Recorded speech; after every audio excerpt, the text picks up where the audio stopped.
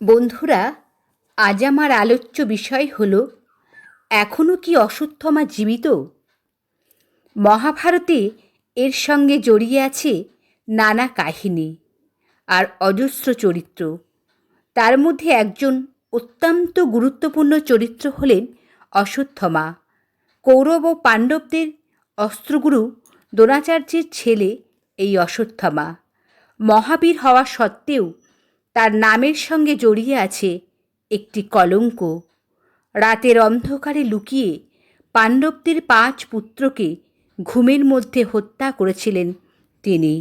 মনে করা হয় সেই পাপের শাস্তি আজও ভোগ করে চলেছেন এই অশ্বত্থামা।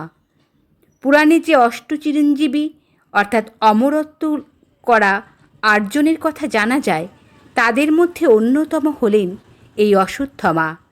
তাই অশ্বত্থামার মৃত্যু নেই, কিন্তু অবাক করা বিষয় হলো আজও নাকি অশ্বত্থামাকে দেখা যায়। নিজের অভিশপ্ত জীবনের বোঝা বয়ে আজও নাকি মানুষের দরজায় দরজায় ঘুরে বেড়ান এই মহাবীর অশ্বত্থামা। কুরুক্ষেত্রের যুদ্ধের সময় দ্রোণাচার্যকে সামলানো পাণ্ডবদের পক্ষে প্রায় অসম্ভব হয়ে উঠেছিল। তখন তারা ছলের আশ্রয় নেন।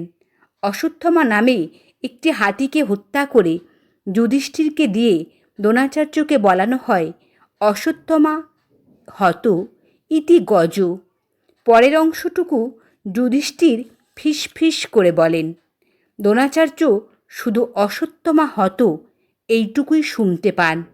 সত্যবাদী হিসাবে পরিচিত যুধিষ্ঠিরকে বিশ্বাস করে নিজের পুত্রের মৃত্যু সংবাদে ভেঙে পড়েন এবং অস্ত্র ত্যাগ করেন দ্রোণাচার্য। সেই সুযোগে তাকে হত্যা করেন অর্জুন। ছলনার আশ্রয় নিয়ে তার পিতাকে হত্যা করা মন থেকে মেনে নিতে পারেননি অশ্বত্থামা। সেই বদলা নিতেই রাতের অন্ধকারে পাণ্ডবদের হত্যা করতে গিয়ে ভুল করে তাদের 5 পুত্রকে হত্যা করেন তিনি। শুধু তাই নয়, ব্রহ্মাস্ত্র প্রয়োগ করে উত্তরার গর্ভের সন্তানকেও হত্যা করেন তিনি। সেই পাপের শাস্তি হিসাবে কৃষ্ণ তাকে অভিশাপ দেন যে বিশ্বের কোথাও তিনি আর শান্তি পাবেন না। মহাদেবের আশীর্বাদে জন্ম নেওয়া অশ্বত্থামার কপালের চিন্তামণি রত্ন ও খুবলে বের করে নেওয়া হয়। তারপর থেকে প্রায় 5000 বছর ধরে অশ্বত্থামা এই পৃথিবীতে ঘুরে বেড়াচ্ছেন বলে মনে করা হয়। মধ্যপ্রদেশের একটি পুরনো কেল্লায় নাকি তাকে মাঝে মাঝে দেখা যায় বলে অনেকেই মনে করেন। মধ্যপ্রদেশের বুরহানপুর থেকে 20 কিলোমিটার দূরে এই কেল্লাটি অবস্থিত।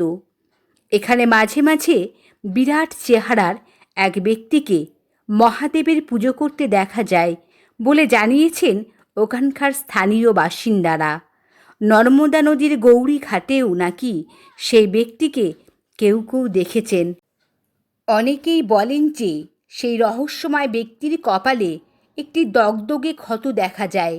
সেখানে লাগানোর জন্য মাঝে মাঝে কারোর কাছে নাকি তিনি তেল আর হলুদ চান। তবে মানুষের মুখের কথা ছাড়া এর সপক্ষে আর কোনো প্রমাণ নেই। নমস্কার।